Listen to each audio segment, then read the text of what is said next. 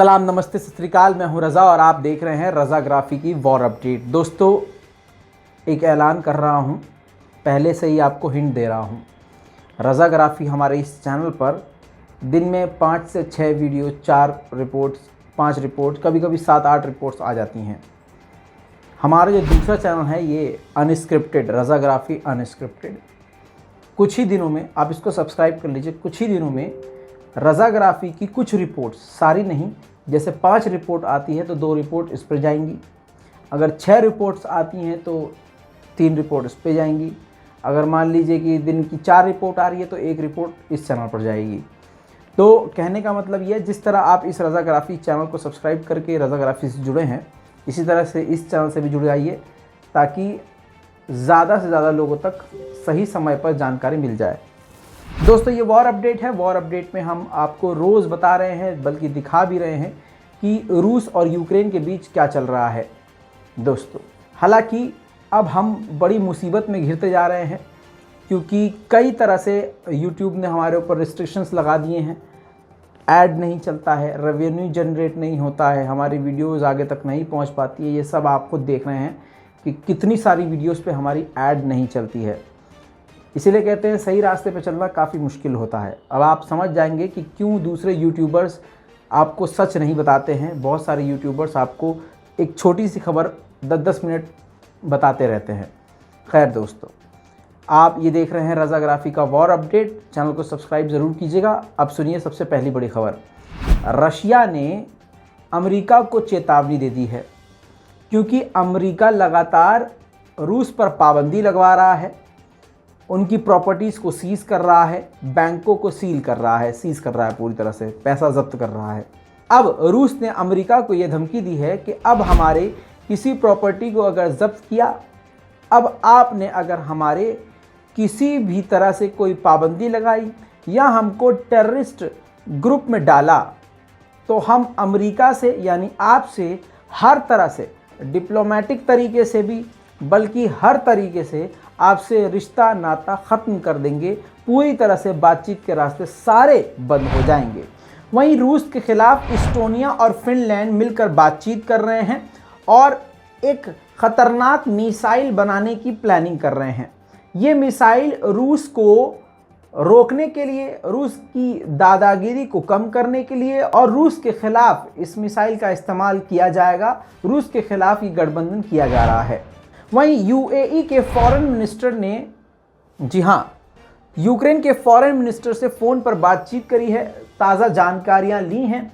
जो अनाज फंस गए हैं उनको निकालने की बात करी हैं, कितने लोग मारे गए हैं, कौन कौन लोग किस जगह फंसे हैं, इन सभी मुद्दों पर यानी वॉर अपडेट का लाइव अपडेट खुद उन्होंने यूक्रेन के विदेश मंत्री से लिया है।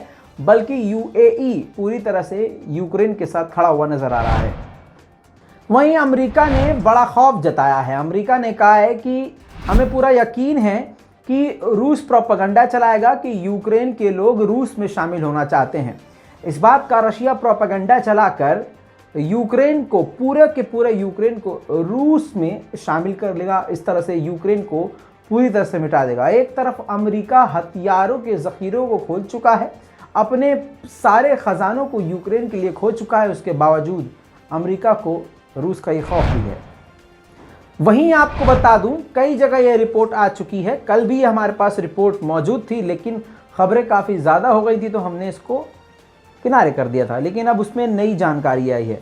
आपको बता दूं कि अमेरिका भारत से चिढ़ चुका है। अब इस बात को मानिए या मत मानिए, लेकिन अमेरिका ने कहा है कि भारत जो है कितनी मात्रा में तेल, कच्चा तेल और डीजल, पेट्रोल समेत ये जो कॉइल होता है यानी जो कोयला होता है, वो कितनी मात्रा में ख़रीद रहा है, उनके सही आंकड़ों को छुपा रहा है। रशिया भारत की करेंसी से और भारत के मतलब ख़रीदारी से, क्योंकि भारत बड़ा ख़रीदार बन गया है, रूस को काफ़ी बड़ा फ़ायदा हो रहा है। कहने का मतलब ये है कि अब अमेरिका ने भारत के ख़िलाफ़ अपनी नज़रों को तिरछा कर लिया है। वहीं अगर भारत की माने तो भारत का बयान ये है कि हम पर कोई पाबंदी नहीं है कि आप रूस से कितना तेल लें, कितना गैस लें, कम लें या ज़्यादा लें, हम पर किसी तरह की कोई पाबंदी नहीं है। लेकिन अमेरिका का स्टेटमेंट देखा जाए तो वो बिल्कुल अलग है और भारत का बिल्कुल अलग है। वहीं दोस्तों आपको बता दूं कि रशिया ने ऐलान किया है कि डोनेस्क के इलाके में, यूक्रेन के अंदर डोनेस्क का इलाका है, उस डोनेस्क के इलाके में एक पिस्की नाम का विलेज है यूक्रेन का। अब रूस ने ऐलान किया है कि इस पूरे गांव पर हमने कब्जा कर लिया है, अब ये रूस के कंट्रोल में है।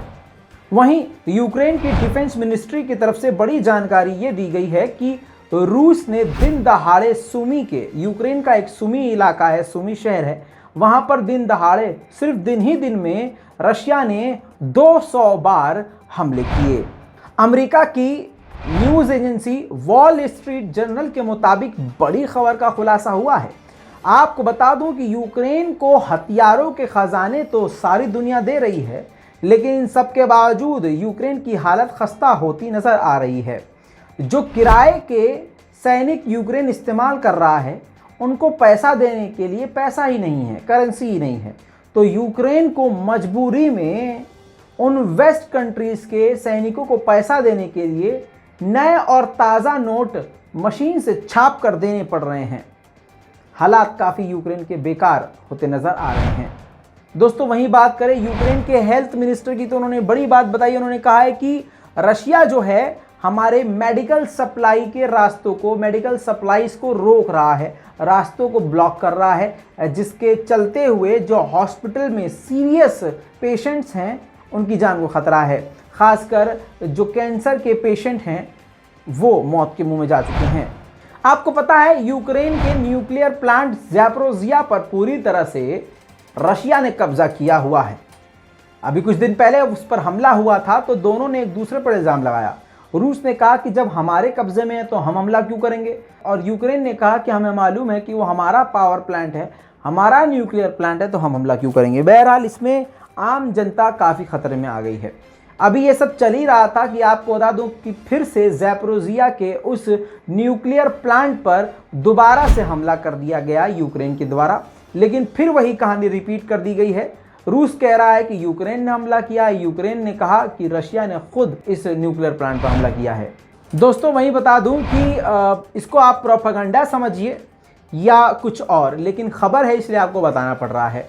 व्लादिमीर पुतिन के काफ़ी करीबी दोस्त ने सोशल मीडिया, रूसी सोशल मीडिया पे एक पोस्ट किया, जिस पोस्ट को उन्होंने कुछ सेकंड के बाद डिलीट कर दिया। हालांकि उस पोस्ट से बड़ी सनसनी मच चुकी है।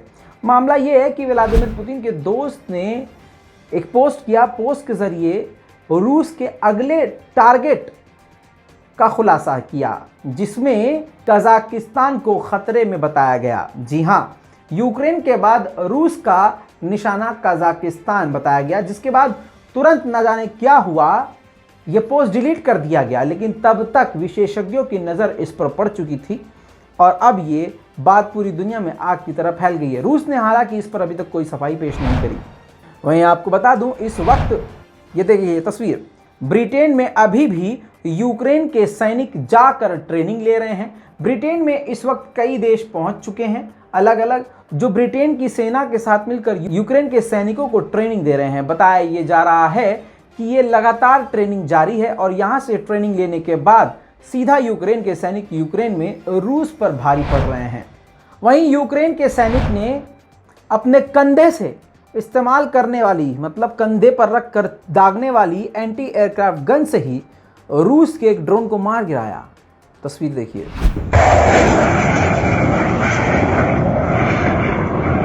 13.08 22 року, 8:18 сова.